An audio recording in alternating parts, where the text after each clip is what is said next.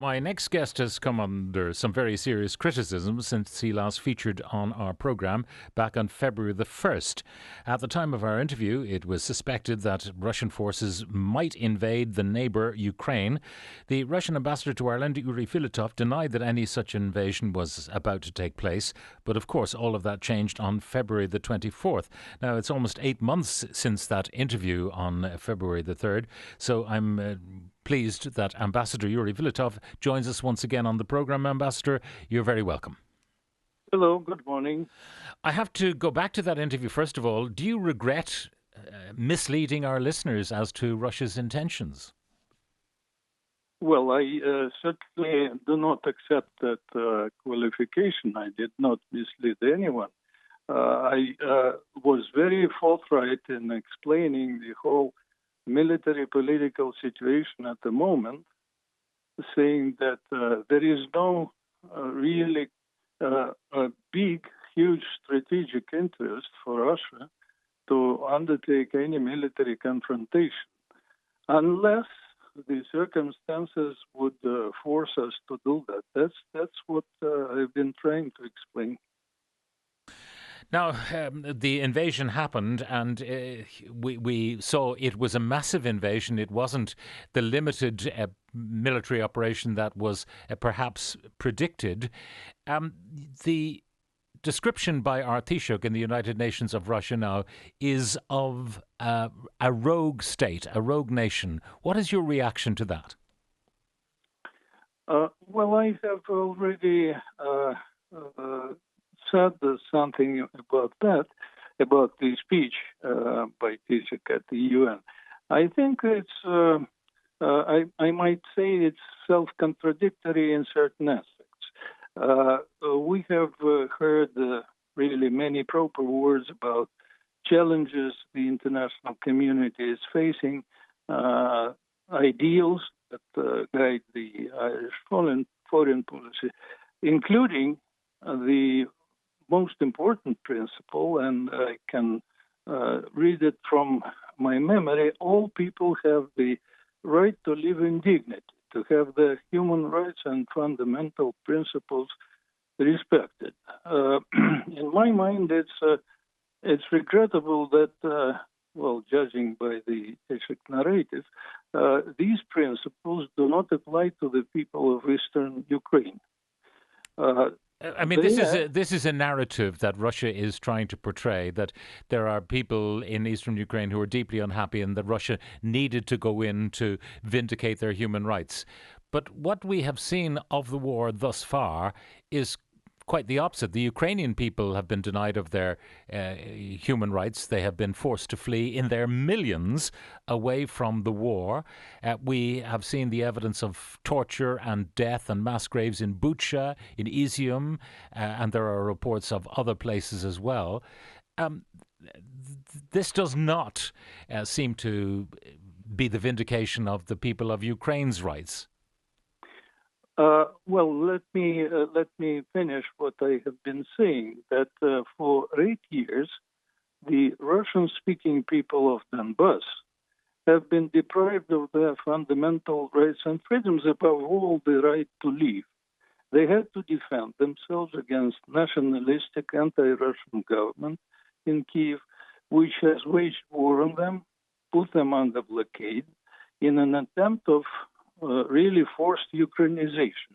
Now that the Eastern Ukraine is voting in the referenda to retain their way of life and join Russia, the Irish leaders are calling that a sham.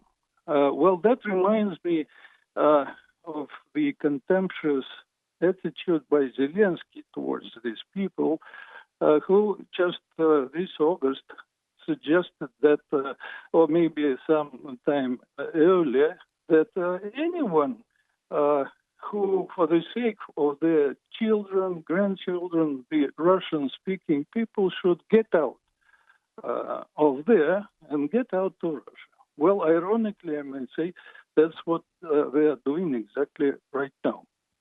You refer to the title that's been given to those referendums as, sham is how they're being labelled in Ukraine and indeed in the greater world. And the indications are that nobody is going to believe the results of these referendums, which seem to have been conducted under duress. Well, these referendums are certainly being conducted in a very unusual circumstance. You have to admit the will of the people who are going to the polls, to the ballot boxes, under fire, actually physically under fire. There seems to be a clear attempt by the Ukrainian side to make every effort to derail the whole issue. But no, this is not going to succeed, I think, because people are fed up. They want clarity, they want certainty, and they want out of Ukraine, and you will see by the results. The analysis of this suggests that these referendums would take place, the result of foregone conclusion. According to reports we've seen on Telegram, people boycotting those referendums in huge numbers. But the result will be inevitable, that the votes will come in as support for becoming part of Russia. But that is being analysed as simply a strategy by President Putin to enlarge Russia and to render those parts of Ukraine, currently parts of Ukraine, as part of the national territory of Russia, so that if they are attacked by Ukraine, Russia can respond with perhaps even nuclear weapons. Well, there is not a strategy in place to enlarge Russia by whatever scenarios you might cite. No, this is not about enlarging territory of Russia. This is all about securing the right of the Russian speakers of these areas, huge areas in the eastern part of Ukraine, to live their own life as they wish. And they have been deprived of that. That's one aspect. The other one is certainly a huge military political issue of ensuring the security of Russia itself under the circumstance when U.S. and NATO have been certainly driving the whole thing to the border of Russia, threatening us with the military pressure, which under any circumstance no leader of any country would tolerate. So that's the whole. That is the narrative from President Putin, but this seems to have been a big miscalculation by President Putin. The initial attacks in the war, which went as far as Kiev, have now been pushed back. The counteroffensive for the moment by the Ukrainians seems to be working. Many thousands of Russian soldiers have died. President Putin has been forced into a mobilization which appears to be deeply unpopular. I don't think that there have been any miscalculation.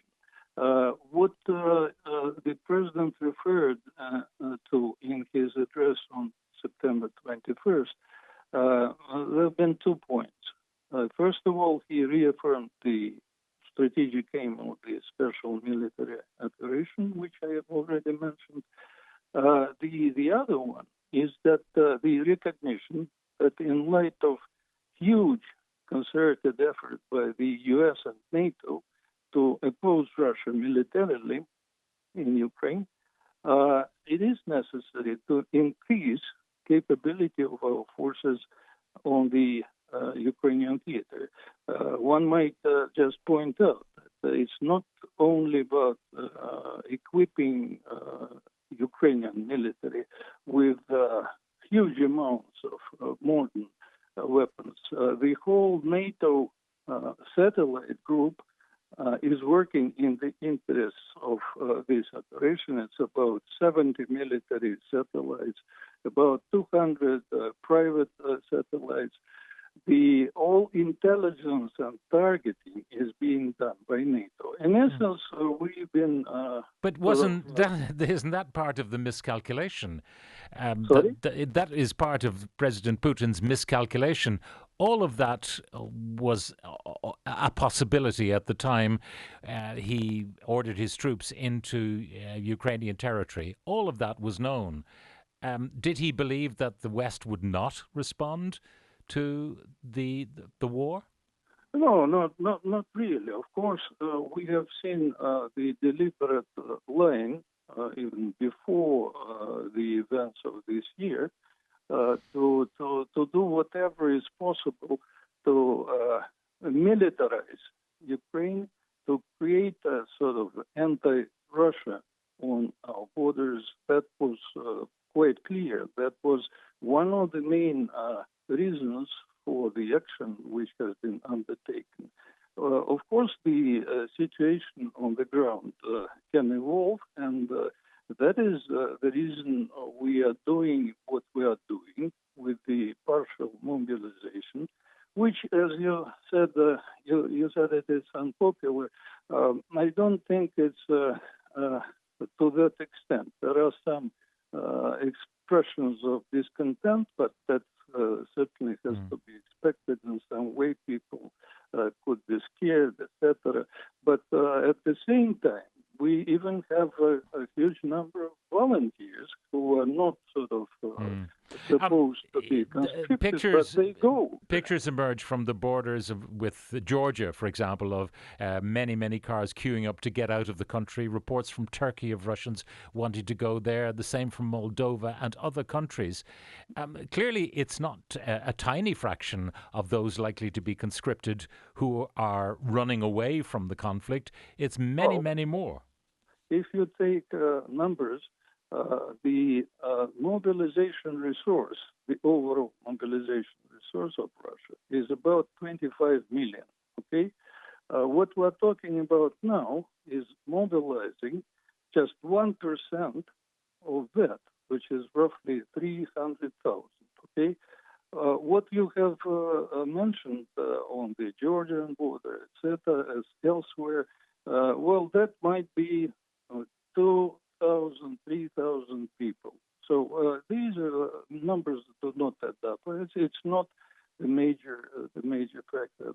The mobilization is supported by people, and I'm pretty sure it will be done according to the plans of the Ministry of Defense. Ireland has aligned itself with a new round of sanctions which are proposed, and these would be even more severe on Russia. Anything that has an electronic component would not be allowed to be exported to Russia or sold. In the past, the embargo was on military-based hardware.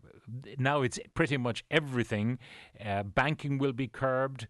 There are so many more layers to this proposals of sanctions which will be discussed by EU ministers.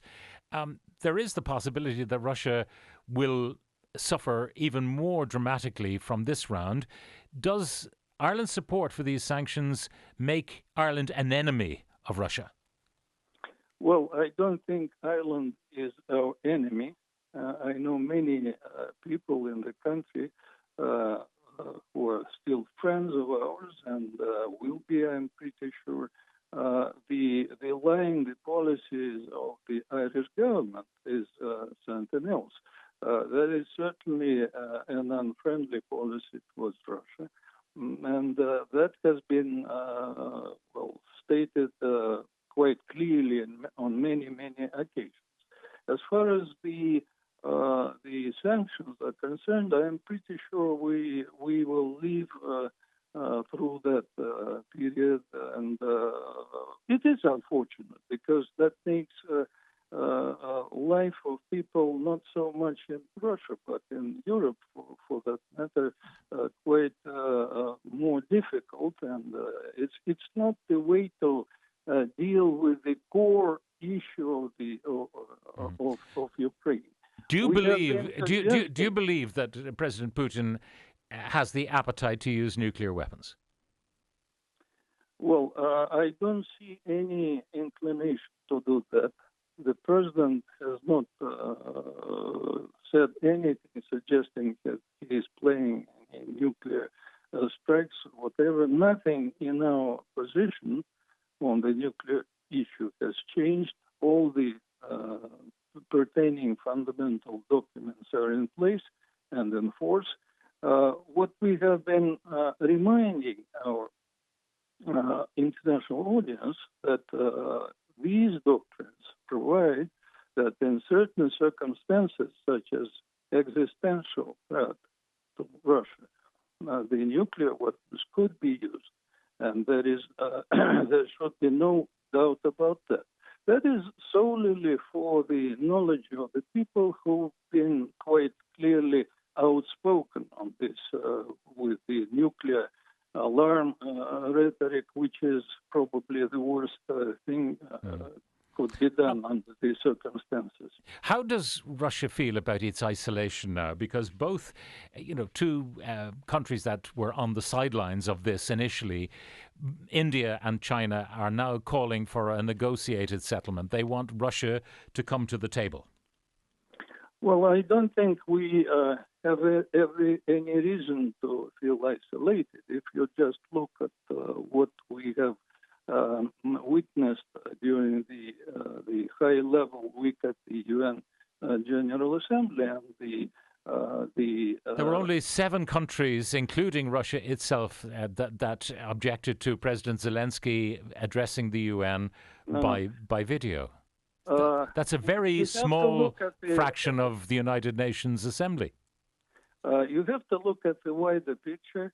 Our Minister of Foreign Affairs, Mr. Lavrov, he has had many dozens of meetings in multilateral and bilateral format there in New York. Just in the 5 days he has been here. I don't think this is you can describe that as isolation. We have had numerous dialogues with the.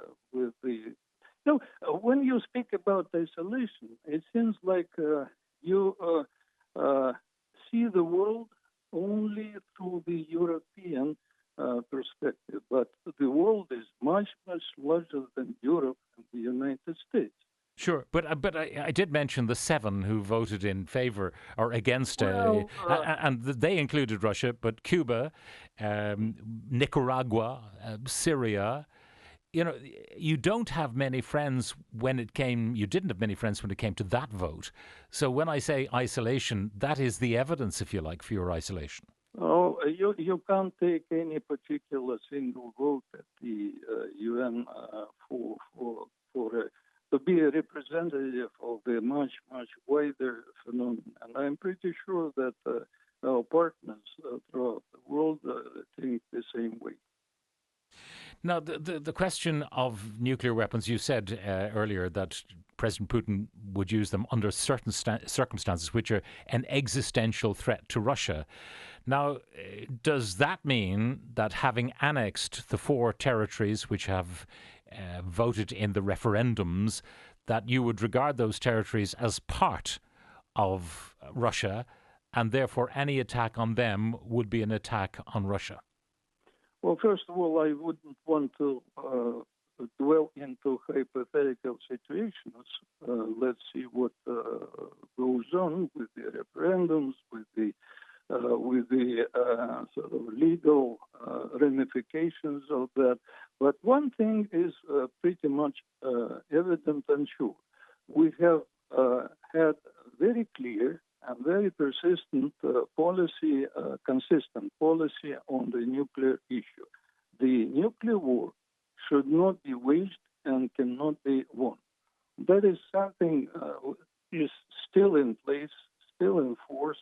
We abide by that, and we are against any sort of nuclear alarmism, which has been, we've witnessed that over recent weeks in some parts of the world, mainly in the States and closer to Ireland, just across the water here. The question of war crimes committed in Ukraine, in Bucha, Izium, the evidence of mass graves, talk of the castration of Ukrainian citizens by Russian troops, talk of theft, of pillaging, of looting, of ordinary civilian homes and businesses. It would make a Russian, if they were to know of this kind of behavior, ashamed of their armed forces. What you are describing is you like the word narrative. This is exactly the Ukrainian narrative, which has been in play for all these months. We do not accept that entirely, because this is a part of the psychological war operations. All of the instances you mentioned should be thoroughly and independently investigated. And we are pretty much sure that if such an investigation is carried out, that claims and accusations will not hold any water in them. Personally speaking, I do not believe a word about. I have heard about. So what are they finding? What the international community is there, international press is there. They are finding mass graves, even more mass graves too, after the first one in Izium, and the evidence was seen very clearly in Bucha that atrocities had taken place. What more evidence do you need? Well, let's leave it to the investigators, because it's a little bit unusual to discuss these macabre circumstances, and we know for sure that, for example, in Bucha, there haven't been any dead bodies lying on the streets for 2 days after the Russian military left the town. I think the satellite imagery, Ambassador, it's all good, and the sun is shining in Bucha, and then all of a sudden, in 2 or 3 days after, you got these pictures. I mean, it's highly questionable, to say that. I mean, you're claiming this is propaganda, but the satellite imagery suggested otherwise. But finally, Ambassador, I should ask you about President Putin's health. There have been rumors, as you know yourself, circulating for a long time that he is not particularly well. And whether that is true or not, I don't know, but no one can go on forever. He has the provision, I think, to be president, having been president and then prime minister and now president again, until perhaps 2035. But in the absence of Putin, who effectively is a one-man ruler, what then? Well, first of all, I am pretty much confident that the president is in good health, and I wish him certainly to stay this way. Secondly, we have according to the Constitution, we will have presidential election in 2024, and we'll see what will be there. I mean, it's, at this point in time, the president is hugely popular in the country. He is leading people in the very difficult circumstances, and he has all the remits of really a good leader, and despite all the the rumors or whatever you mentioned. Ambassador, Russian Ambassador to Ireland, Yuri Filatov, thank you very much for joining us on the programme.